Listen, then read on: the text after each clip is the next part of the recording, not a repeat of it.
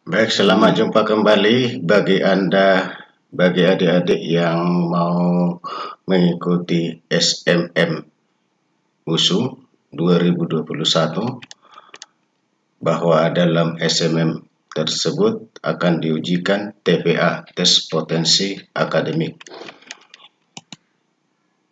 Kita akan bahas sekarang seperti apa modelnya TPA SMM USU.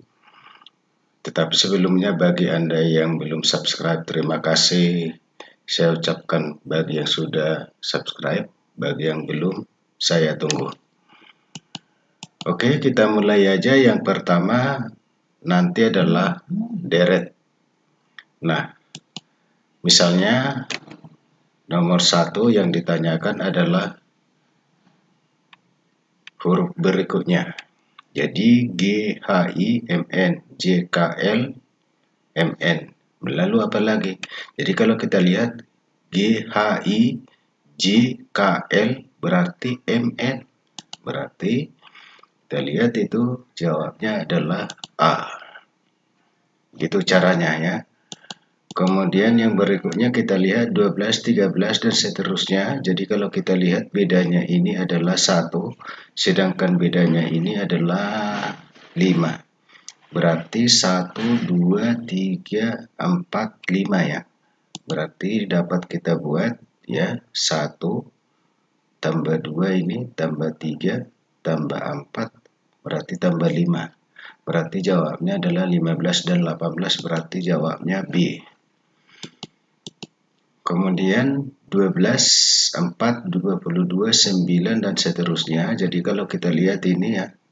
Kalau kita lihat ini 11 lompat 1 ya.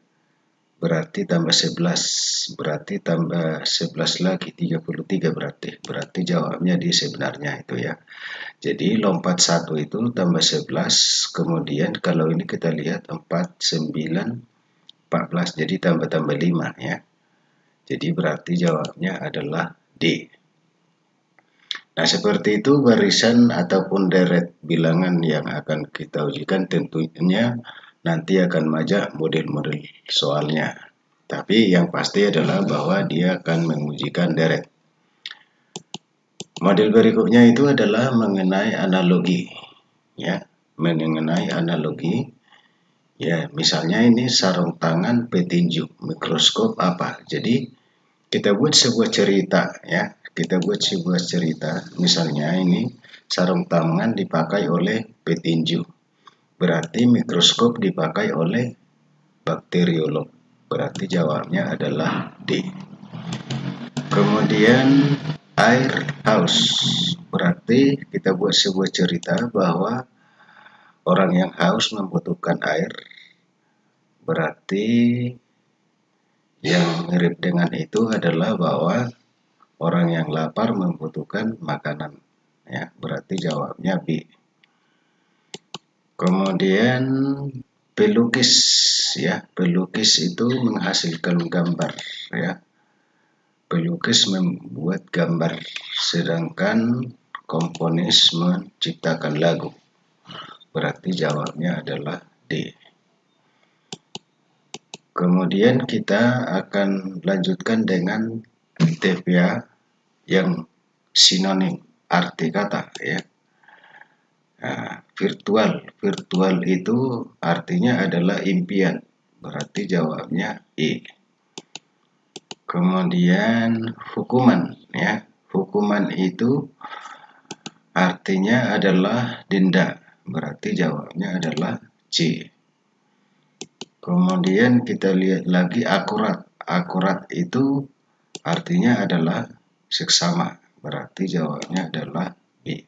Oke, seperti itu. Jadi kita harus banyak belajar tentang arti kata ya. Yang berikutnya, model berikutnya adalah antonim. Kalau dikatakan antonim itu berarti lawan kata. Oke, kita lihat a priori. A priori itu lawan katanya adalah a posteriori. Berarti jawabnya adalah D. Kemudian eklektik. Eklektik itu artinya tidak pilih-pilih. Berarti jawabnya adalah B. Kemudian kita lihat lagi legislatif. Legislatif itu artinya adalah lawan katanya adalah eksekutif. Ya, eksekutif. Berarti jawabnya adalah B. Nah, kira-kira seperti itu model antonim atau lawan kata. Kemudian dari bagian aritmetika. Misalnya upah rata-rata 7 orang pekerja 25.000 per hari. Jika ada tambahan 1 orang pekerja, rata-rata upahnya menjadi 23.750.000 per hari. Maka upah pekerja baru tersebut adalah. Nah, jadi cara gampangnya gini aja ya. Cara gampangnya gini aja. Yaitu 25.000 dikurang 23.750, 1.250. Jadi kalau ini tadi adalah 7 orang, berarti menjadi 8 orang. Berarti 8 kali 1.250 berarti sama dengan 10.000. Nah, berarti gajinya yang baru masuk itu adalah 25.000 kurang 10.000. Berarti jawabnya adalah 15.000 adalah B. Selanjutnya kita lihat lagi.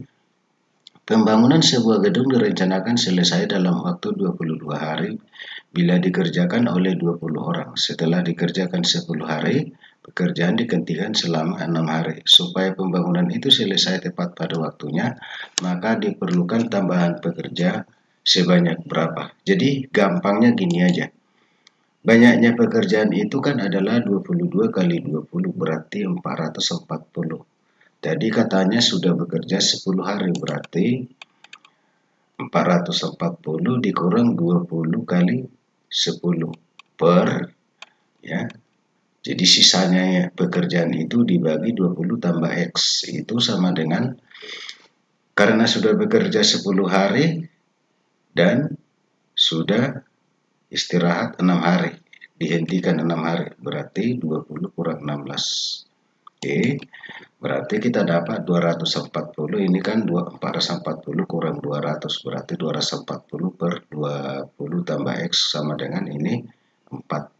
Kalau kita kali silang berarti kita dapat, atau sama-sama di kali 4 ya, kali silang berarti 4 kali 20, 80, 4 kali X 4X sama dengan 240. Berarti 4X ini pindahkan kemari, berarti 240 kurang 80 sama dengan 160. 160 dibagi 4 itu sama dengan 40. Jadi butuh tambahan pekerja sebanyak 40 supaya pekerjaan dapat diselesaikan tepat waktu. Berarti jawabnya A. Kemudian kita lihat lagi, Amir berkendara dari kota A ke kota B yang berjarak 247 km. Jika Amir berangkat dari kota A pukul 17.20 dan tiba di kota B pukul 10.35, maka kecepatan rata-rata Amir berapa? Oke, jadi kita tahu bahwa kecepatan itu sama dengan jarak dibagi dengan waktu. Nah, jadi kita cari dulu waktunya. Ternyata 3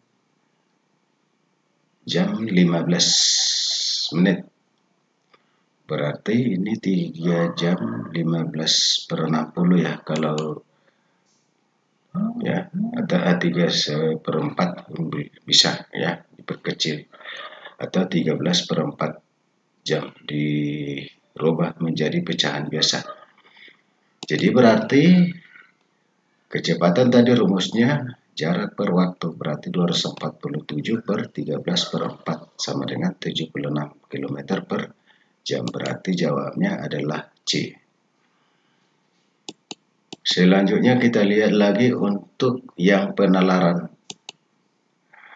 Jika X adalah sisi bujur sangkar yang luasnya 100 dan Y adalah sisi panjang sebuah 4 persegi panjang yang luasnya 100 dan sisi pendeknya 5, berapakah X kali Y? Nah, kalau bujur sangkar itu berarti luasnya adalah X kuadrat, ya. Berarti A kuadrat, berarti X-nya sama dengan akar 100, berarti 10.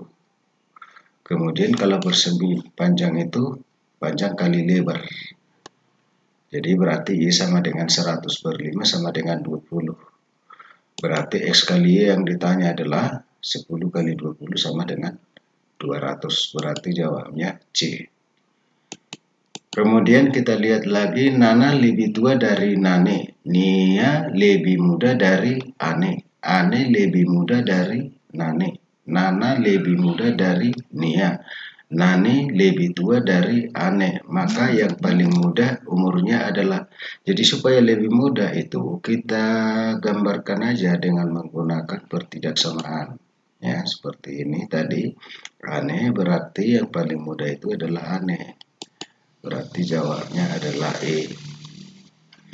Kemudian kita lihat lagi, di dalam keluarga Dani memiliki 5 saudara. Saat bapak dan ibu Dani menikah, mereka telah memiliki anak masing-masing 2 anak dan 1 anak.